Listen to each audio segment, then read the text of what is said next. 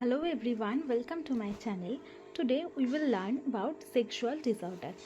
Actually, sexual disorder is a broad term যেটা mainly প্যারাফিলিক disorder তার মধ্যে একটা মেন পার্ট। তো প্যারাফিলিয়া বা প্যারাফিলিক ডিসঅর্ডার জিনিসটা কি, এখানে কি হয়, সেক্সুয়াল ফ্যান্টাসিজ বা সেক্সুয়াল অ্যারাউজাল হতে পারে from any kind of non living ও নন হিউম্যান অবজেক্ট। অন্য কাউকে সাফার করতে দেখলে বা হিউমিলিয়েট করতে দেখলে অ্যারাউজাল হতে পারে, আর তার সঙ্গে নন কনসেন্টিং পার্সনের সঙ্গে ইন্টিমেসি ক্রিয়েট করার থেকেও একটা অ্যারাউজাল তৈরি হতে পারে, যেটা কিনা অন্য যে কোনো নর্মাল ইন্টিমেসি থেকে একটু ডিফারেন্ট। তাহলে এর প্রপার ডেফিনিশনটা কি? The term paraphilia, it is used to identify repetitive or preferred sexual fantasies or behavior that involve non-human object, suffering or humiliation, and non-consenting person. এই প্যারাফিলিক ডিসঅর্ডারটা কিন্তু আমরা কখনোই, প্রত্যেকটা ডিসঅর্ডারের একটা টাইম লিমিট আছে, যে এই টাইম অবধি হলে পরে তখন আমরা বলতে পারি এটা, এভাবে আমরা ডায়াগনোস করতে পারি। লাইক 14 ডেজের একটা ডিপ্রেশনের পিরিয়ড থাকতে হবে, বা 6 মান্থ হতে হবে, বা 1 মান্থ হতে হবে, এরকম একটা টাইমিং থাকে। সেই রকম প্যারাফিলিক ডিসঅর্ডারের ক্ষেত্রে এই টাইমটা হচ্ছে 6 মান্থ। যদি এই জিনিসগুলো 6 মান্থের বেশি চলতে থাকে তাহলেই আমরা প্যারাফিলিক বা প্যারাফিলিয়া বলে আমরা ডায়াগনোস করতে পারি। নেক্সট চলে আসছি কাদের মধ্যে দেখা যায় বেশি। যদি কোনো রকম টেম্পোরাল লুপ ডিসঅর্ডার থাকে, এখানে আমার স্পেলিংটা ভুল হয়েছে, টেম্পোরাল লুপ ডিসঅর্ডার থাকে বা টিউমার থাকে, বা অ্যাবনর্মাল অ্যান্ড্রোজেন লেভেলস যদি হয়, লাইক একটু হাই অ্যান্ড্রোজেন লেভেল যদি থাকে, বা টিনেজারদের ক্ষেত্রে যদি অ্যান্ড্রোজেনের একটা ফ্লাকচুয়েশন চলতে থাকে, তাহলে কিন্তু এটা দেখা যায়।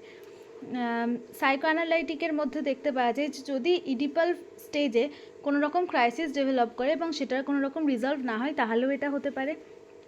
আর বিহেভিয়ারাল থিওরি আমরা তো জানি যে পজিটিভ রিইনফোর্সমেন্ট, নেগেটিভ রিইনফোর্সমেন্ট আছে। যদি কেউ এই ধরনের কোনো রকম লাইক কোনো নন কনসেন্টিং পার্সনের সঙ্গে ইন্টিমেসি ট্রাই করলো এবং তারপর কোনো রকম পানিশমেন্ট পেলো না, তাহলে এটা কিন্তু ননস্টপ চলতে থাকে। সেই জিনিসটা হচ্ছে এটার একটা predisposing factor. Next coming to the risk factor. Risk ফ্যাক্টরের মধ্যে মেল পার্সনদের মধ্যে এটা বেশি দেখতে পাওয়া যায়, এবং তার সঙ্গে যদি 15 থেকে 25 বছরের মধ্যে যে এজ লিমিট আছে তাদের মধ্যে এটা বেশি দেখতে পাওয়া যায়। আচ্ছা, এবার এই প্যারাফিলিক ডিসঅর্ডারের প্রচুর টাইপস আছে, আমরা টাইপগুলো একটু একটু করে জেনে নিই। এখান থেকে জেনারেলি সিঙ্গেল লাইনার কোশ্চেনই আসে, তাহলে আমি আলাদা করে প্রত্যেকটার জন্য বলছি না, বাট ম্যাক্সিমাম ক্ষেত্রে মেলদের মধ্যে দেখতে পাওয়া যায়। আর এই যে ডিজিজটা, তার যেন ডিউরেশনটা 6 মাসের মতন হয়। Next coming to the first type, that is exhibitionistic disorder. এই এক্সিবিশন কথাটার মানে হচ্ছে শো করা, তাই তো? তাহলে এই ক্ষেত্রে কি হবে, জেনিটালিয়া শো করে একটা সেক্সুয়াল অ্যারাউজাল হবে। এটা আমরা দেখতে পাই অনেক সময় পাবলিক প্লেসগুলোতে, দেখা যায় কেউ ওপেনলি মাস্টারবেট করছে, তো সেই জিনিসটাকে আমরা এক্সিবিশনিস্টিক ডিসঅর্ডার বলতে পারি। এটা হচ্ছে ফার্স্ট টাইপ। সেকেন্ড আমরা বলতে পারি ফেটিস্টিক ডিসঅর্ডার। এই ফেটিস্টিক ডিসঅর্ডারে কি হয়, এখানে কিন্তু সেক্সুয়াল অ্যারাউজাল হয় from any kind of non living object. Generally যে কোনো ধরনের ড্রেস থেকে হতে পারে, লাইক স্টকিং বা গ্লাভস, এগুলো থেকে হতে পারে। তবে খুব কমনলি দেখতে পাওয়া যায় যে কোনো ইনারওয়্যার থেকে, বা ইনারওয়্যার দেখলে পরে সেক্সুয়াল অ্যারাউজাল হচ্ছে, সেটা হচ্ছে ফেটিস্টিক ডিসঅর্ডার। আলাদা করে বলছি না, প্রত্যেকটা ডিসঅর্ডার কিন্তু এই যে প্রবলেমগুলো বা এই যে সিমটমগুলো, এগুলো যদি 6 মাসের মতন পারসিস্ট করে মিনিমাম, তখনই আমরা কিন্তু ডায়াগনোস করতে পারি। Next coming to the next topic, that is frotteuristic disorder. এই ফেটিস্টিক আর ফ্রটিউরিস্টিক কাছাকাছি নাম, but completely different thing. Frotteuristic মানে কি, যদি সেক্সুয়াল অ্যারাউজাল কীভাবে হবে, এক্ষেত্রে কোনো নন কনসেন্টিং পার্সনকে হঠাৎ করে রাব করা বা টাচ করা, বা তার কোনো প্রাইভেট পার্টে টাচ করা, এর মধ্যে দিয়ে সেক্সুয়াল অ্যারাউজাল হয়। এটা আমরা কম বেশি অনেকেই ফেস করে থাকি, বাসে, ট্রেনে, বা কোনো ভিড় জায়গায়। জেনারেলি এই ইনসিডেন্টগুলো কিন্তু খুব ভিড় জায়গাতে হতে পারে, মানে খুব তাড়াহুড়োর সময় সবাই ছুটে ছুটে চলে গেছে সেই সময়, বা কখনো কোনো সাবওয়েতেও দেখা যায়। এগুলোতে কী হয়, ম্যাক্সিমাম ক্ষেত্রে মেনরা হচ্ছে মানে ফিমেলরা হচ্ছে ভিকটিম হয়।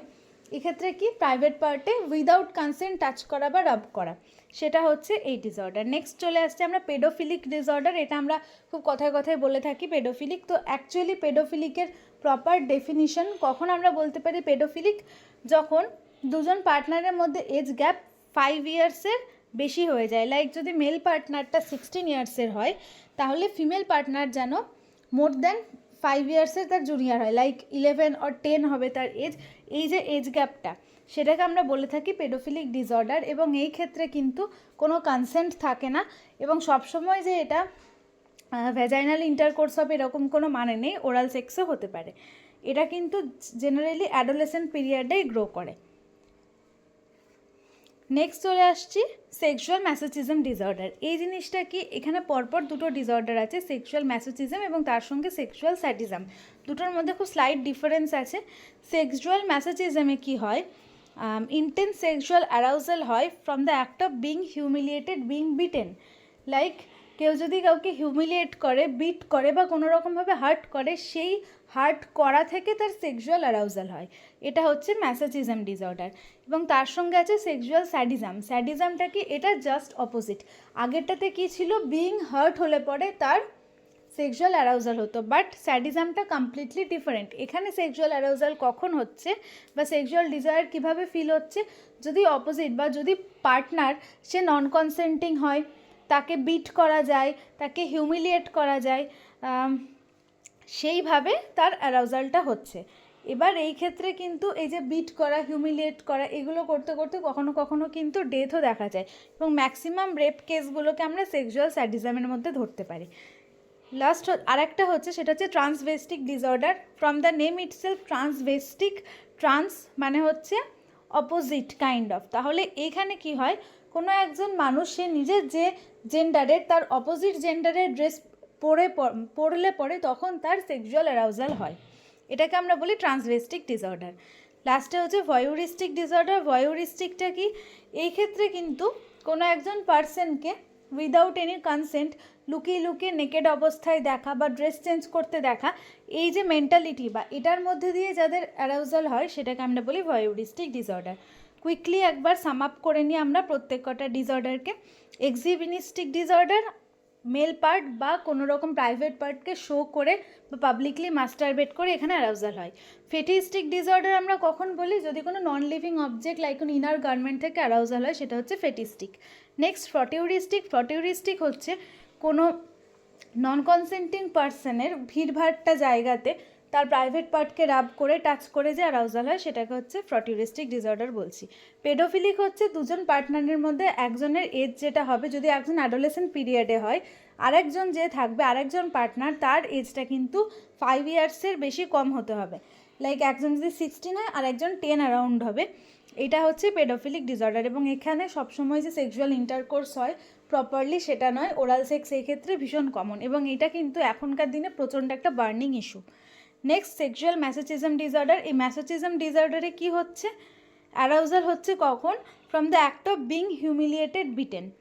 আর স্যাডিজমটা কি, জাস্ট অপোজিট। এই ক্ষেত্রে কি হচ্ছে, ফ্যান্টাসি কখন হচ্ছে বা ফ্যান্টাসাইজ কখন করছে, কাউকে রিকনসেন্ট বা হচ্ছে নন কনসেন্টিং পার্টনারকে আমি হিউমিলিয়েট করে তারকে বিভিন্ন ধরনের সাফারিংয়ের মধ্যে দিয়ে পাঠিয়ে তখন হচ্ছে তার অ্যারাউজাল হচ্ছে। এটা হচ্ছে স্যাডিজম ডিসঅর্ডার। ট্রান্সভেস্টিক কি, ট্রান্স মানে বোঝা যাচ্ছে অপোজিট, তাহলে অন্য যে সেক্সের লোক আছে বা তাদের মতন করে ড্রেসিং করে সে অ্যারাউজড ফিল করছে। অ্যান্ড ভয়ুরিস্টিক ডিসঅর্ডার, এইটা কি, কোনো একজন নন কনসেন্টিং পার্সনকে তার পারমিশন ছাড়া তাকে নেকেড অবস্থায় দেখা বা লুকিয়ে লুকিয়ে তার ওয়াশরুমে টুকি মানে আমরা যে জিনিসগুলোকে বাংলায় বলি, তো এই যে ব্যাপারগুলো সেগুলোকে আমরা বলি ভয়ুরিস্টিক ডিসঅর্ডার।